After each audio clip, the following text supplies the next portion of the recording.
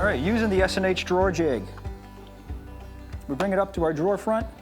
It self-centers just like that. It's that quick.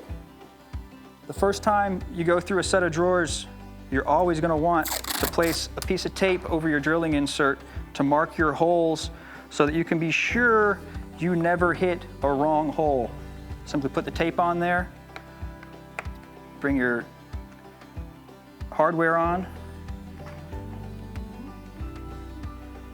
and you can use your drill bit to poke a hole in the tape.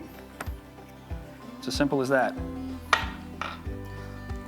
When we drill, always hold down on one of the knobs. I prefer the vertical dimension. You want to hold that tight so that you've got a tight fit.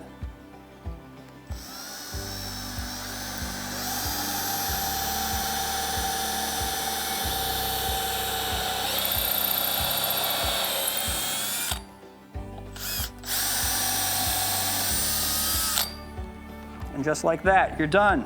And just as quickly, we move on to a totally different dimension.